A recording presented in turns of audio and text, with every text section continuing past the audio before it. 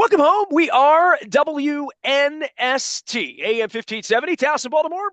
We are Baltimore positive. We are positively taking the Maryland Crab Cake Tour back out on the road. Really looking forward to getting over to Beaumont on Thursday. We're going to be in Catonsville in the 21228. Feeling great. I have like 5 Magic 8 Ball tickets left, but have no fear. I'm picking up some Back to the Futures before the future of the podcast and the show we're going to do. I would give away who the guests are, and I'm this close to wanting to invite Luke over to Beaumont on Thursday, but he's busy. He's still burping up whatever happened at the Liars luncheon. We had the Orioles game on Tuesday night. We've got Easter this week. We had Masters drama. We had all sorts of things. But if you're an Oriole fan, if you're a baseball fan, and for our audience, I'm just assuming you are. It's probably one of the reasons you found us or will be listening to us in April.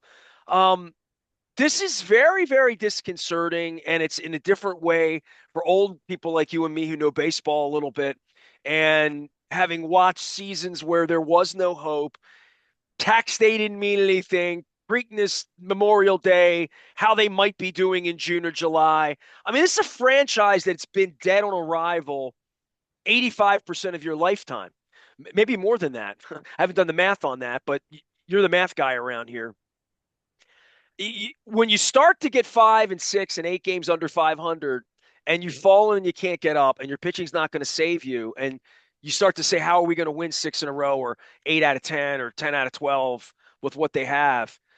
Dude, I don't, I'll give you the floor. And I sat and watched it in real time, and I'm not out on Elon Musk's,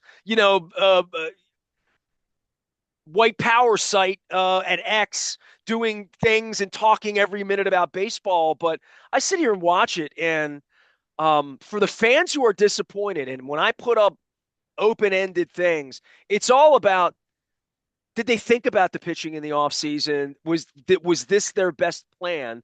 And on a day-by-day basis, you criticized it. I almost defended it to some degree to say, well, this is the best they can do with their $20 million an arm, but this isn't good, dude. This isn't good at all. What is good about it right now? Look, we'll get into Charlie Morton, and I agree with you, but there'd be no hit until the fifth inning. At some point in time, we need to stop giving the young core a pass and stop giving this offense a pass, and they've got to pick it up. They're supposed to be what's elite, and they're average at best right now. And it's average because they're kind of being buoyed by the few good performances they have had offensively.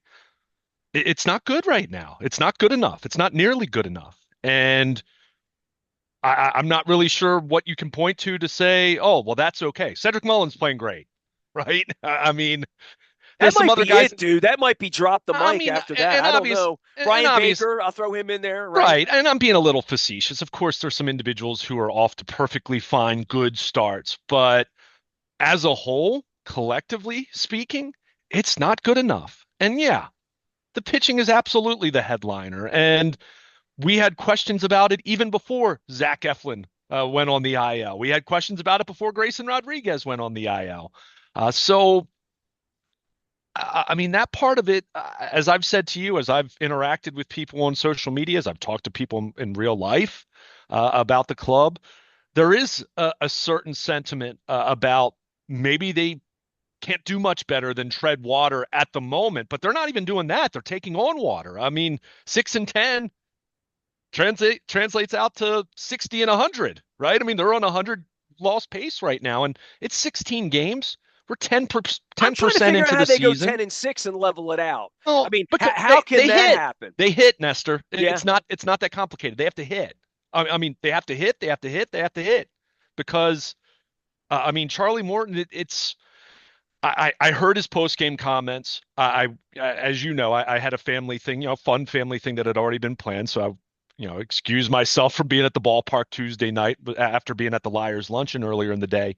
But I went back and watched his start, and it's beyond just saying he's bad and it's an 8+ ERA. Like, look, anyone who just looks at the box score can say that. But if you actually watch it's kind of odd because you look at a couple of his secondary pitches and they don't look bad.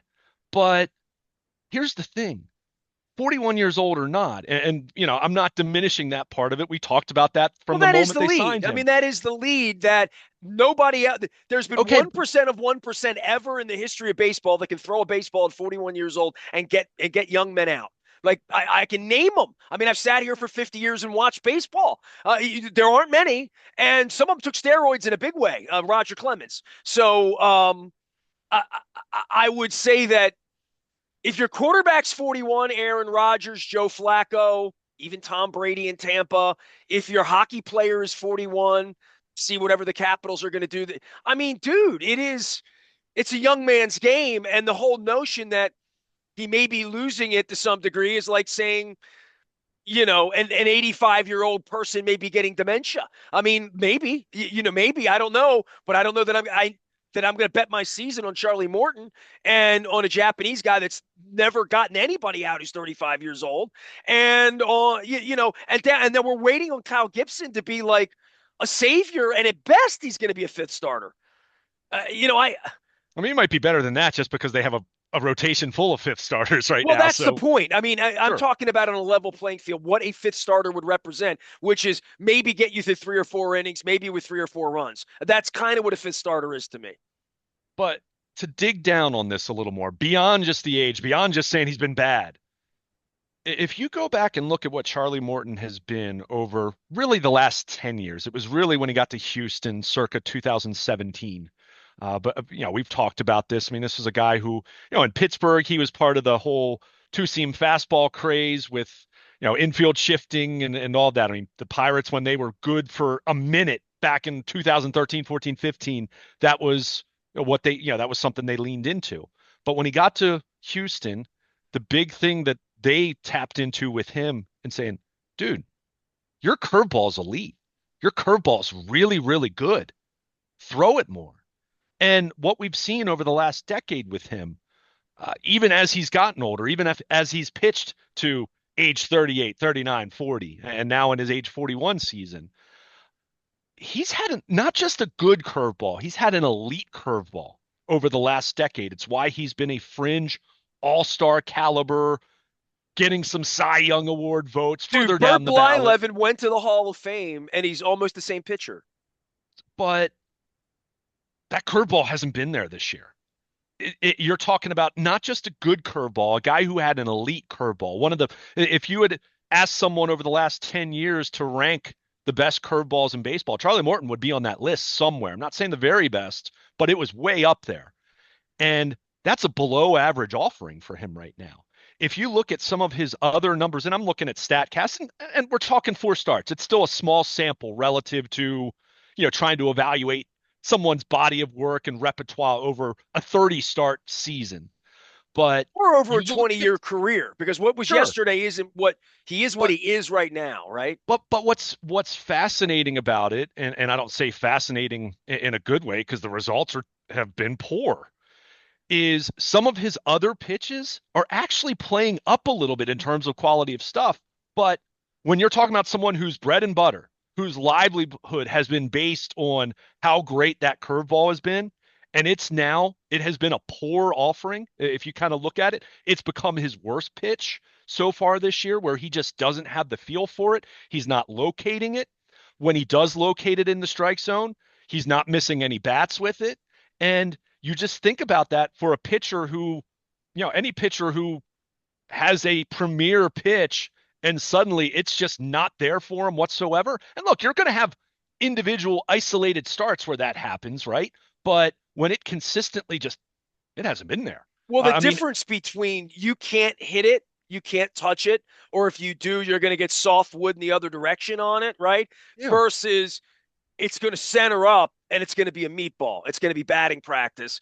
That if it's your best pitch goes from your out pitch to a neck strain, that's a real problem. And that would be the case for any pitcher. Talk to Ben McDonald, Jim Palmer, any pitcher who pitched past the point, other than Koufax, who right. pitched past the point where they were good anymore. You know what I mean, right? Wherever that point is where they went from elite to old, or that's pretty much what happens, right? Like the thing that was elite isn't anymore, and that's the end. I mean, that's athletics though, right? I mean, really. It is. at the especially same with an time, art form like pitching, right? at the It's same an art time, we're form. not talking about someone who's lost 10 miles per hour on his fastball either, right? Oh, and So, McDonald's talking spin rate, spin rate, spin yeah, rate. It's one of the greatest of all time and all that. I don't know. The ERA's 9, man, and it's April, you know? I right. But again, if we're trying to drill down into this to really see what's going on, and look, he might just be washed up. It might, at the end of the day, that might be what it is. But But if he can figure his curveball out, and right? that's and Right. that's where you look at it and say, okay, a couple of the other secondary offerings actually haven't been that bad when you look at, you look at some of the fan graphs has different, run value they assign to different pitches. The Statcast does the same thing, and you look at it, his four seam fastball is actually, stuff wise, maybe been a little bit better than it's been in recent years. But when you take away what's made someone successful for as long as Charlie Morton's been successful, and not only is it not elite anymore, last year it wasn't elite, but it was still very good. It's gone from elite to last year being very good, and now he doesn't have any feel for it. And I'm there smiling were a little bit because I'm thinking at some point when Lamar loses a step, that's the thing that makes him special, right? Like, just that, just from an athlete, I just go back to my athletic point and say that, like, lose a little bit. And 41, dude, But this it's is a lot. I mean, 41. his curve, like I said, over rewatching his outing on Tuesday night, and I'm trying to think off that. I don't have the Statcast data in front of me, but out of again, I can't remember how many curveballs he threw. I can only remember a couple that actually look like Charlie Morton's curveball. And when I say that, I mean Charlie Morton of 5, 6, 7 years ago. Most of them were, you know, out of the strike zone, kind of look flat. I mean, he's not getting swing and miss with it. And that's not to say that's the only pitch that's being hit, but and that's not to say his other secondary stuff has been elite. Let me be very clear about that. My point is just that when you're talking about someone who's had an elite pitch and that suddenly goes from being elite or really good to his worst pitch, I mean, anyone's going to be searching, trying to figure out like, and you can kind of tell if you watched his post game in the clubhouse on Masson's post game, he's kind of at a loss, right? Because it seems like he does feel pretty decent about his other pitches, but the curveball just hasn't been there. And again, this isn't run of the mill average okay curveball. Charlie Morton's had an elite curveball over the course of the back When half you of his say career. washed up, the velocity's still there too, the spin rates, And so that's the thing. And that's where I think, when we use the term washed up, and obviously that's something we use across the board in I mean, that's a sports. silly, yeah, I mean, that's a I real mean, wide, that's a well, wide it's lane. very relative, right? Because when we say someone's washed up, if they could be we could say they're as washed up as we want, but if we stepped into the box against them, that we'd still Joe look like Flacco's washed up. He will throw for you would 25 still break touchdowns your in hands throwing. Cleveland this Yeah, year, even if they win 6 games, because he's really good. And you right. know what I mean? Like, and we make fun of it and whatever, but he knows more about it Yeah, than anybody. And that's where Morton is. That's where all the veterans would like to be, which is like to say, cagey, work a little harder, study a little try to harder, figure have it been there out. a little bit Yeah, more.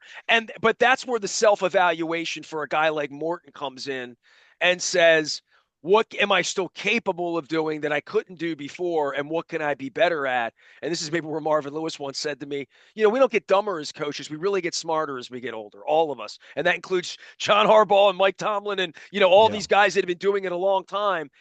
Pitchers get smarter, but they don't get better. I mean, they really don't. They have to figure out that diminishment in order to survive at 35, let alone at 41, man. Yeah, and that's where you look at this thing, and I mean there's no silver lining. Let me be very clear.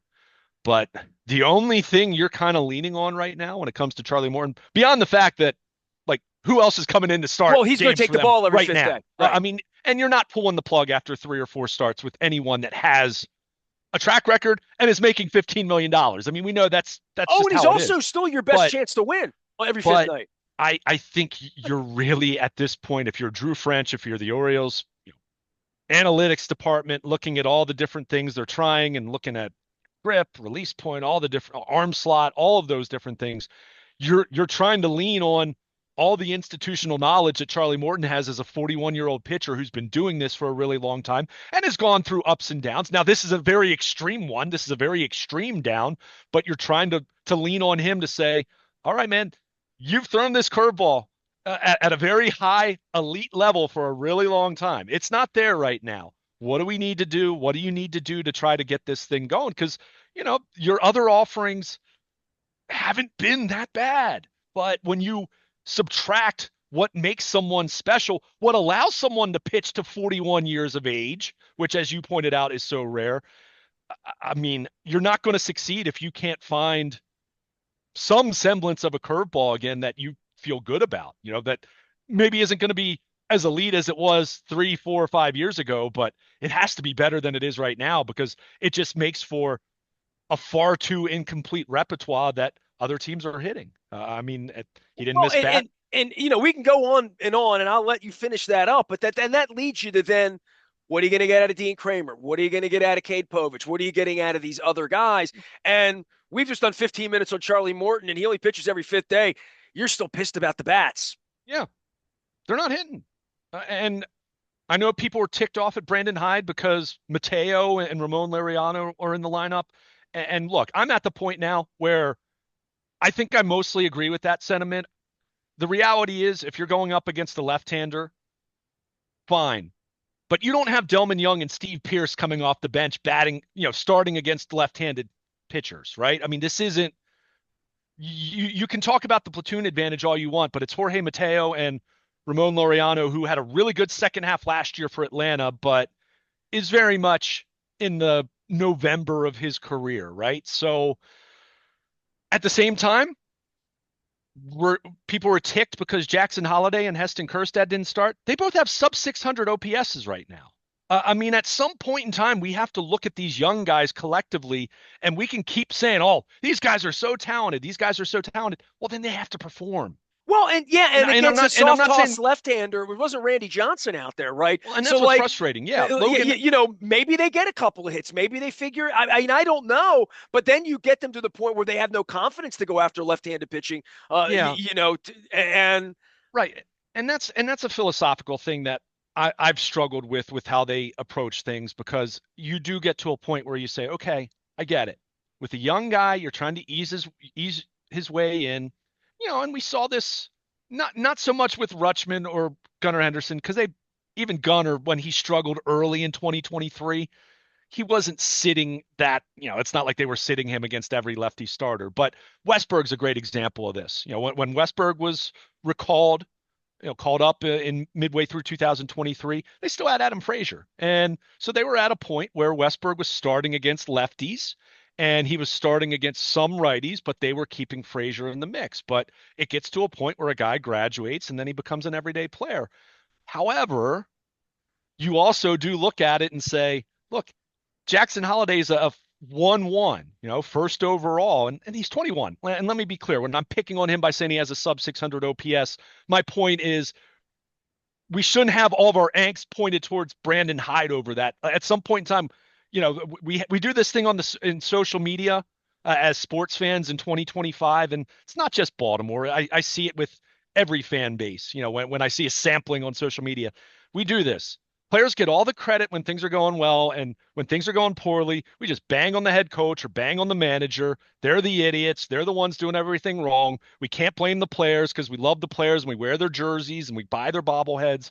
Although the owner's having a bobblehead this weekend, so that's another conversation. But at the same time, other than Jackson Holliday right now, because he is 21, and I still, believe me, not down on him in a big picture sense, but we can't keep just saying these guys are young. This is a team that won 101 games 2 years ago.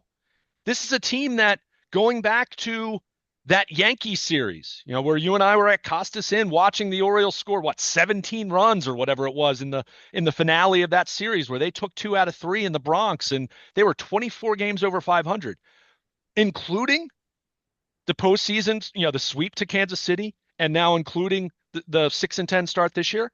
Since that Yankee series, they're 10 games under 500.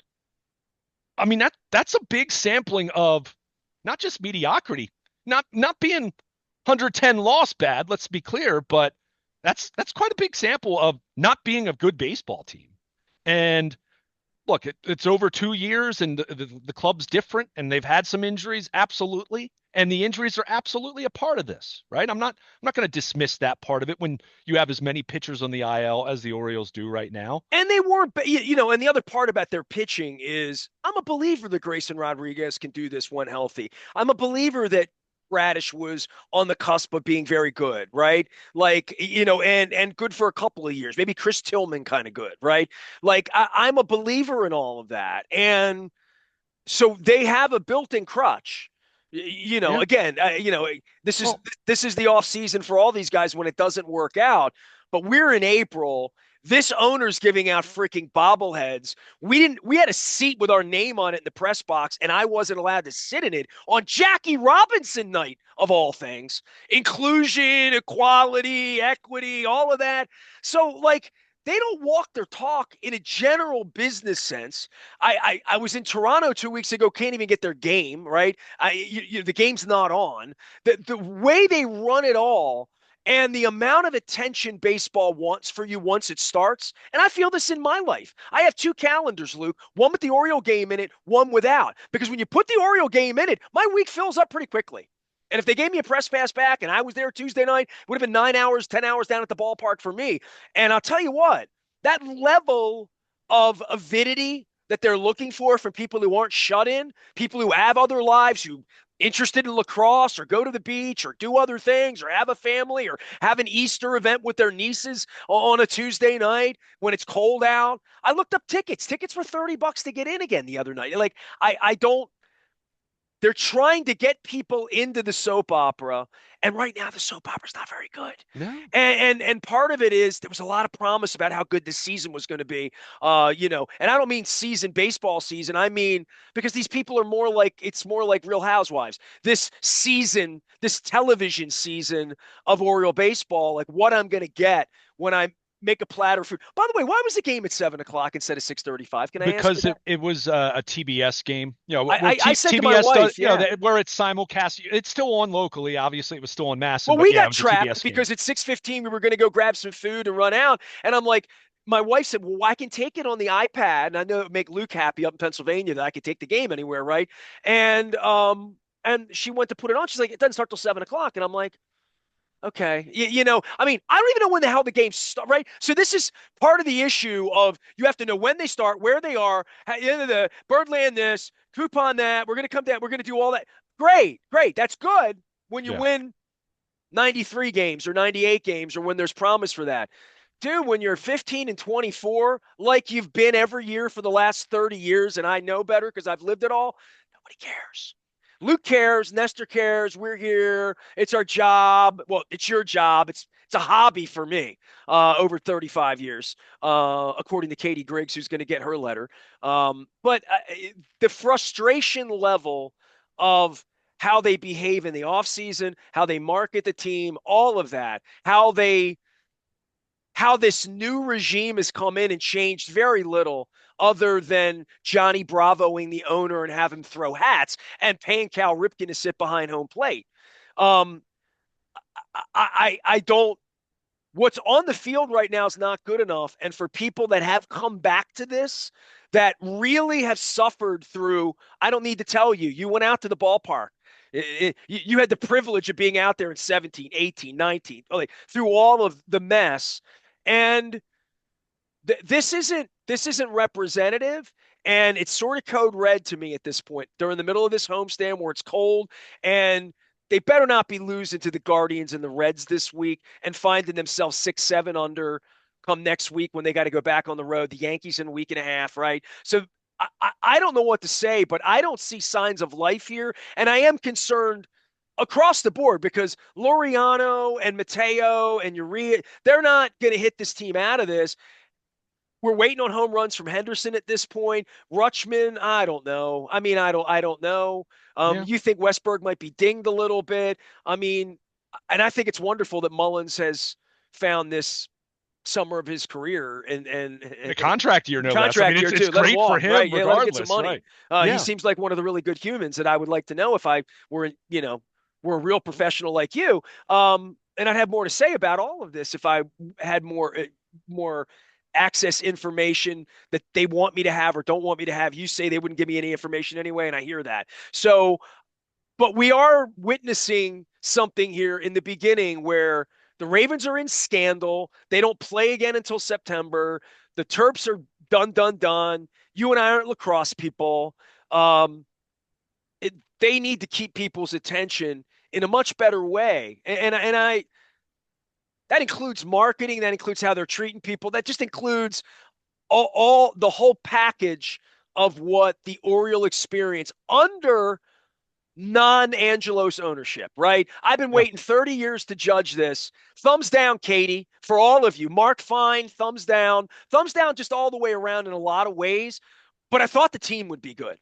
And I do Oh, think, I still think of Elias and Mydell as geniuses. I think Brandon Hyde is, I think of Gunnar Henderson as a future Hall of Fame, right? I'll buy into all of that. But I see this pitching and I know it's not good enough. I agree. But the offense hasn't been good enough. And the offense is actually supposed to be really good. Again, at some point in time, you have to look at expectations and also say, I get it. Charlie Morton's been poor. I'm not going to sit here and defend an 8+ ERA at the end of the day. I mean, I can talk all I want, or he can talk all he wants about, oh, if he can just get his curveball back on track, he probably has the makings of still being something resembling a league average starter, right? I'm not saying better than that, but maybe there's a pathway there if he can get the feel for his curveball back. But Jordan Westbrook's hitting 196. Adley Rutschman, go look at his numbers since his opening day. I'm not saying it's horrible, but it's not anything special. Tyler O'Neill has hit. It was nice to see him show a little more energy defensively on Tuesday night than I we like that saw. Clemente throw. That was nice. Yeah, I mean that was good to see. I mean he's mostly performed. I mean you look at him, he's slugging 490, right? I mean that's other than Mullins, I think that's tops on the team, among the guys that play regularly. Gunnar Henderson had 2 hits on Tuesday night. Gunnar, the home run power hasn't come yet, but he's hitting the ball hard. I think Gunner's going to be fine. But, Mountcastle, was nice to see him hit a home run the other day, but he's slugging 385. He's a first baseman. It's funny for you to say about Henderson that you're not worried about him or whatever, and I'm not either. I Right, just feel like over the body of work, he's going to hit 34 home right. runs and drive in 111 runs. Like that's fine. They could But he can't. still lose 92 games with him doing that. You know what I mean? Sure. Like, Well, of course. I mean, look at and the I Orioles in think he's going to be 1991. fine. All the rest of them, box of chocolates. No way Mullins is having this kind of year. Oh, No yeah. way I Mullins mean, is hitting 26 home runs. Like, I'm not buying that, but I'm buying that. He's one of my favorites. He really yeah. is. And let me. And the other thing with that, I mean, you just said it. That's not to say the rest of these guys are going to continue to hit at this poor of a level.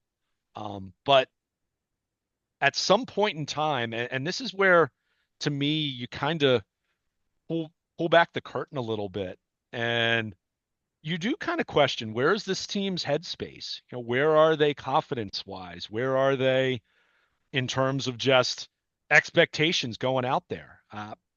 Look, these guys had a lot of success very quickly.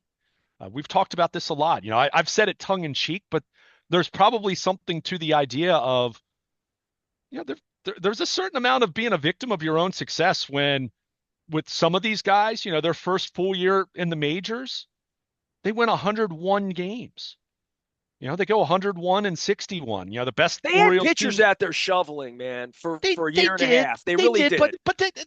let's also not act like they were the 1992 Atlanta Braves either, though. I agree with you, but But if I'm you're in that I'm clubhouse talking more on about the the day psychology. last year before Angelos died, and you're a member of the team, and Rubenstein's buying the team, Corbin Burns is in your clubhouse. You report to spring training last Valentine's Day with Sugar Plums. You won 101 games. Yeah, you didn't do so much in Texas and whatnot. But you're a member of the team and you're Mountcastle, any of these guys, Mullins, even go back to Austin Hayes still being there at that point. And before you and I went down to Sarasota last year, you're like, Angelos dies 3 weeks later. They announced the new ownership on opening day, all of that. Bradish is coming back. Means has got half an arm. Rodriguez is coming. He's going to be Jim Palmer. Corbin Burns is out there shoveling every night, right? Like, whoo, I ain't seen any of that. Like that's a Sure. different level of what I look down and say the Guardians and the Reds are in this weekend. Bradish 8-2 with a 2.7 ERA is going Friday night. Burns is 10-2 with a 3.1 going Saturday and Sunday. That's our down day. Grayson's going to pitch on Sunday. He's only 7-3 with a 3.6 this year. Like that's more Jimmy Key, Ben McDonald, Mike Messina, David. Like I've seen what it needs to look like to win 95 or 100 games. And it looked like that. I remember talking to you last year at Costas and remember saying to my wife, might be the best Oriole team I've ever seen in my life in May of last year. As I look at it right now, and it's not because I'm down on Gunner or down on Westberg getting 196 or down on Rutschman. There's no pitching here. And when Well, Brian Baker is the bright light on April 16th, and that's what we're talking about, dude, boy, oh boy, oh boy. I don't know where their help is coming from because I don't see Dean Kramer as elite. I don't see their defense as elite. I don't see their ability for the offense to get on base as elite, and especially against left-handed pitching, as witnessed on Tuesday night. That wasn't Koufax out there. That was a young guy, crafty, whatever, but he was throwing a no-hitter through 5 innings. and that's what I keep coming back to. I mean, you keep defaulting to the pitching, the pitching, the pitching, the pitching. And if that's the rest of the club's mindset, then they are done. They are done then because the offense isn't doing its job. The offense is supposed to be what's leading the way for this team. The offense is what they focused on in drafting and developing their young core of players. And as they wake up on going into Wednesday's action, they're exactly league average in runs scored per game, and they're worse in plenty of categories, as you mentioned, like talking about on base percentage or walk rate. They're not slugging. I mean, everyone talked last year, banged on them. Oh, this team relies on the home run too much. They're not hitting home runs at all now. I mean, they're obviously hitting a few, but certainly not at a prolific rate like the Yankees are, for Well, they moved the example. fence in, the wind was blowing to right field. Yeah, yeah. Uh, Tough night. Tough night Oh with the my Winds. I mean, God. it Yeah. absolutely I was. mean, I I saw the mean, I hot mean, dog say what wrappers. say what you want about him as a hitter, but you see Ramon Laureano, who's a very capable outfielder, struggling the way he did to catch a couple fly balls, you could kind of see. But but everything you just mentioned about the pitching, and let me be clear, I'm not excusing the pitching. The pitching is absolutely. When you're last in starter ERA, Well, it is dude, what you it beat is. him up about the pitching for 4 months. And, go back, roll the tape in December, January, February, March. I mean, you and Shinem were down on their pitching 3 weeks. I mean, like, so all of it, there were orange lights on the dashboard, right? Before opening day, before we Yeah, went to Toronto for the but pitching. but but it's almost like if you have two students, one who you have no expectations for, and just isn't, and obviously this is kind of a rough top of my head stream of consciousness example, but you have someone that you expected to be a D student and okay, maybe they've been a D minus or an F student, right? I mean, the pitching's been awful, but you have someone else that you expect to be an honor student and they have a C minus right now. Dude, they had D pitching, maybe C minus pitching as they entered opening day, and they were trying to buff it up and think that they could turn it into B plus. I hear And you. that's not really what they really had is C minus D plus pitching that's taken on injuries that's now an F. Sure. But like I said, what about the honor student who has a C minus average right now? Or maybe a D plus Oh, that in a would be couple Jordan subjects. Westberg you're talking about? You're That talking about that would be Adley the Rutschman? offense. Right, yeah. That'd be the Yeah. offense. So look, if they're going to dig their way out of this, they have to hit. We can talk about where they're going to find a little more consistency pitching wise. And if Charlie Morton can figure this out, if Dean Kramer can start looking like Dean Kramer again, which I know is nothing special, but has at least been a league average starter over the last 3 years, which they take that gladly right now. You get the best version of what Dean Kramer's been over the last 3 years, they'll take that. If but he's their number one, looking like a number three, I'm they've got to okay with that. hit. They've got to hit. And these young guys can't just keep, and no one is pointing the finger publicly. I'm asking what's inside the headspace right now? Because if they're the ones that are, feeling sorry for themselves because of the state of their pitching, well, you're not doing your job in the process either. So they've got to hit. Like I can't be more direct than that. I can't be any more blunt than that. They have to hit because that's what's supposed to be great about this team. And it's not anything close to great right now. They All right. Well, Luke Jones is here. He's Baltimore Luke. We're going to get to football and the Liars Luncheon. Luke and I did a full briefing on the Ravens roster and draft day next week. Luke and I have gone through hitting and pitching and Elias. I'm going to get after Katie Griggs this week about why I didn't have a press credential on Tuesday night, on Jackie Robinson night, not to mention why Clemente's number was taken off the wall. I've discussed democracy at length this week with Bernard McKinney in Cleveland, Ohio, talking about the Guardians, talking about the Browns. Michael Regai joined me at length to talk some baseball and talk about the state of Ohio and the Browns and their stadium situation out there. So I'm getting around a little bit this week. The Reds are in town this week. We're going to be at the Beaumont on Thursday, and I'm going to talk football. I'm going to talk rock and roll. I'm going to talk about money, democracy, tariffs, and also college basketball on the agenda at the Beaumont. So, I give this away. So, Luke, I'm over at our sponsor at the Beaumont. My wife was with her family over the weekend, and I flew down to the airport to get her, and she flew into the airport. I drove to the airport, and we went over to Beaumont. Walking to Beaumont to get a little dinner, and look up, look up. There's Larry Stewart, head coach of Coppin State. And I said to him, oh, he played 6 years in the NBA, that guy. He played 15 years. 15. So Stu is coming out. So I'll give that away. Larry Stewart, Coppin State, our Coppin State partnership. He's going to come out, talk some basketball with me and NIL and other things. Probably discuss the chicken fried lobster as well and the lamb chops at the Beaumont. So we'll see you at the Beaumont on Thursday. It's all brought to you by the Maryland Lottery. Luke and I are going to talk some Liars Luncheon. I'm trying to think of what else I got going on around here. Mark Messina and I had an unbelievable chat about pitching. Oh, and speaking of college basketball, Bino Ranson, the only young man I ever coached who was great, is talking some basketball, and his boys playing over at Mount St. Joe. So an exciting time there. Had him out. Also honored the Costas family on the loss of the Papu. And we did that on Friday at Costas. We had some great food. We're going to be this week at Beaumont. Next Wednesday, we are at Cooper's North in Timonium. Also have some great guests out there. I'm hoping to have a very decorated Olympian. And also on the 30th of the month, we'll be at Coco's Pub, and that's going to be in Lauraville. It's all brought to you by the Maryland Lottery, as well as Raskin Global, our friends at Curio Wellness, who are opening a new location in Pikesville. I'm going to be there on Thursday with Wendy and the group, Michael and everybody in the Bronfine family. So congratulations on getting that over. I used to go over there and get coffee and bagels with Marvin Lewis, and now it's turned into a dispensary. Who knew? Reisterstown Road. I'm Nestor. We are WNST, AM 1570, Towson, Baltimore, and we never stop talking Baltimore positive.